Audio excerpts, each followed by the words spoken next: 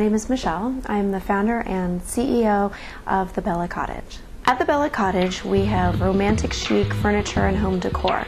We've been in business since 2003. There's two sides of the business. There's actually a wholesale side and a retail side. And the wholesale side is we manufacture the furniture appliques, the little resin flowers that you put on furniture, and we are a supplier of that to a lot of the craft stores. We have a pet line of raised pet feeders that actually are furniture for pets. And we also have the vintage furniture, and we manufacture furniture. So we supply a lot of the stores out there internationally, as well as we have a retail location and a store that online that you can shop 24 hours a day.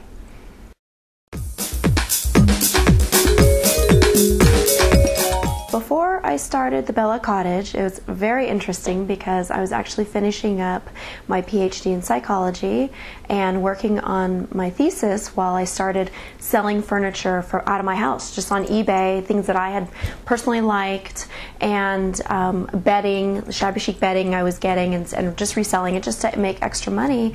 And people online just started going crazy over the furniture. I was selling all the time.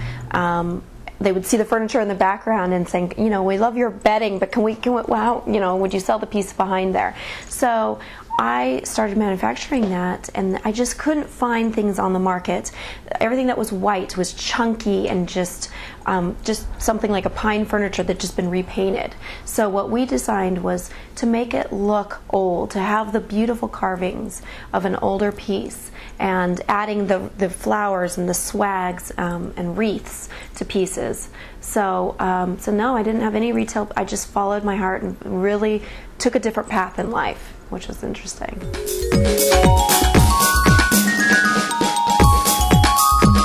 What happened was I started saving everything that I was making from eBay and finishing up my PhD and then doing all that. And then my husband, I started working in the industry as far as, counseling and helping people. But my husband was my inspiration as far as, he would see that I loved helping people and loved what I was doing, but I didn't love every day when I got up to go to work. It was, work. So my husband loves what he does. He's in the car industry, and he's like, you really need to find something that you love to do and make money at it. So I said, I've saved up enough money. I'm going to start opening up a warehouse and start manufacturing the furniture myself. And I hired a great staff of people and, a couple guys to start. And it just took off, and it was just, I loved every minute of it. So for me to go to work was not work, it was fun. And of course it's stressful sometimes, but I think that that's the key factor, is just finding what you love to do.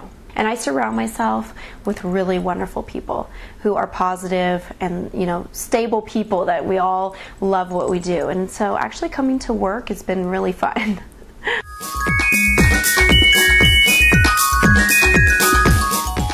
Thank goodness everything's been pretty good, but one thing I can definitely say is I met someone, we were working on some packaging designs, and I had found someone that I thought was pretty reputable, had a great website, and I'm just a trusting person and new to business, and I gave him a very large, like $3,500 deposit to start on the packaging, and completely flaked out of everything that we had done. So yeah.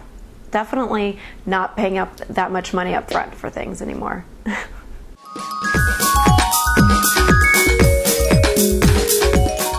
What we're really doing right now, of course, with the economy going on, what we decided to do when things started to slow down was really focusing on marketing.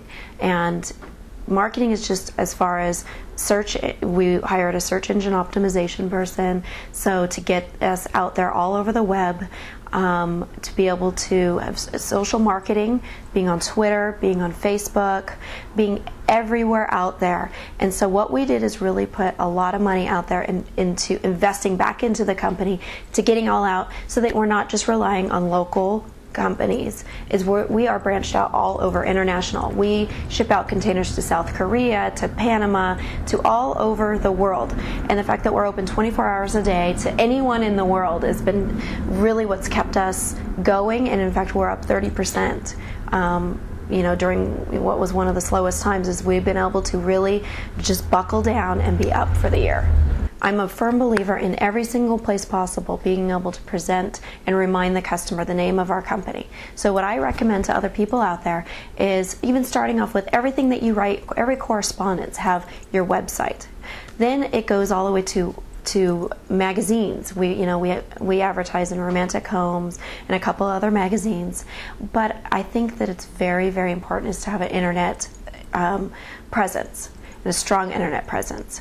So we are doing a ton of social networking, blogging, and contacting all types of different websites and linking with those people. And even, what we're doing now is on every box, every package that you get from us, you get a sticker and you get a notepad. It's just getting our name out there with beautiful things. I mean, if you see our business cards, they are gorgeous. It's like you have to present a brand, and it really is, everything starts from just that image and being able to give a great presentation.